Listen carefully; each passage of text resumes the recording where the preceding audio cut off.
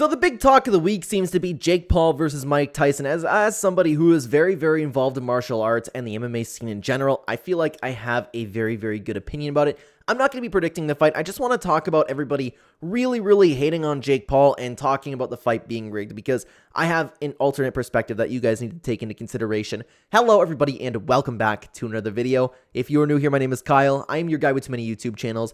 Let's dive into it. So the biggest thing that everybody is seeing is, oh my god, and the memes are hilarious, by the way, Jake Paul fighting another really old retired person. I have my own criticism with Jake Paul in that sense because this guy wants to really be taken seriously as a boxer, yet fights people coming off of hip surgeries, fighting an almost 60-year-old Mike Tyson, fighting people who clearly don't have it anymore, people who have damage over their careers, and he fought one boxer and he lost to it. So that is understandable criticism coming from the side of the entire internet, right? People really don't like Jake Paul for that reason. But I want to talk about this matchup specifically because you see everywhere, okay?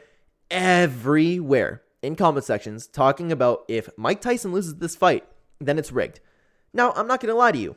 I'm not above the opinion that this fight's going to be rigged either way. I'm not above the opinion that Jake Paul rigs all of his fights. It's possible, and boxing has historically been corrupt, but the actual correct outcome for this is that Jake Paul wins.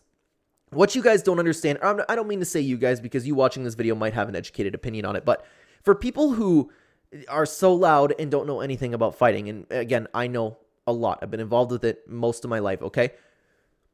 When you're 60, when you're almost 60 years old, you flat out can't compete.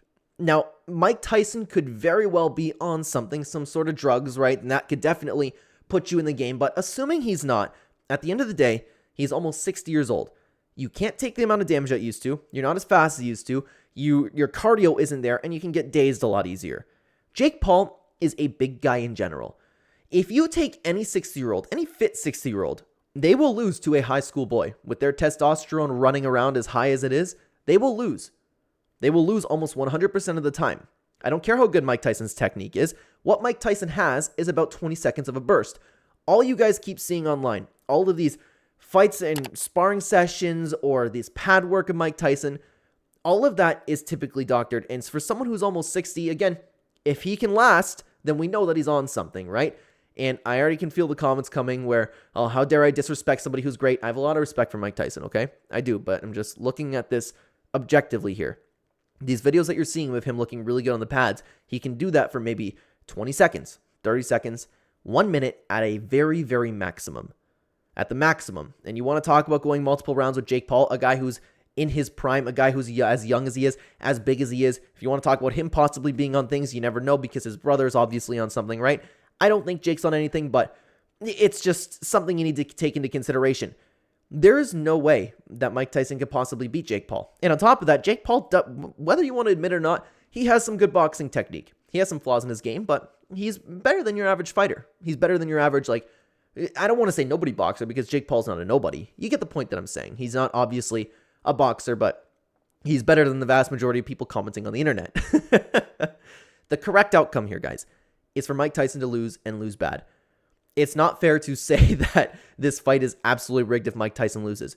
At the end of the day, Mike Tyson is 60. How many 60-year-olds do you know? Go around your family, any athletes. There's a lot of 60-year-olds who are in shape and run. Do you think you can beat them in the fight? The answer is yes. And if you can't, there's a little bit of an issue on your end. Perhaps you need to get a little bit healthier, okay? There's something that people who don't fight and just do a lot of talking on the side really need to realize is fighters get old. No matter how good your technique is, no matter how athletic you once were, no matter how durable you once were, you lose that as you age. In mixed martial arts, 40 is your absolute limit. There are some guys who can fight, and then you get to the conversation once they reach 43, 45, they're done, they're a dead corpse in there. 36 should be the time where you stop competing. Because after that, your body goes down, your body gets a little bit more unfit, your bones weaken, you get weaker over time as you get older, especially if you've been in combat sports for so long. It just escalates. 36 to 40 is your absolute limit for competing. And Mike Tyson's almost 60, okay? Mike Tyson is almost 60, and that's what more people really need to pay attention to. There's a lot of people who are very ignorant in that sense, where they don't know what they're talking about. It's just the reality of life. When you're 60, you cannot fight.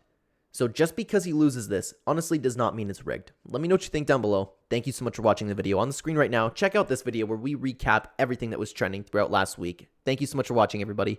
Take care.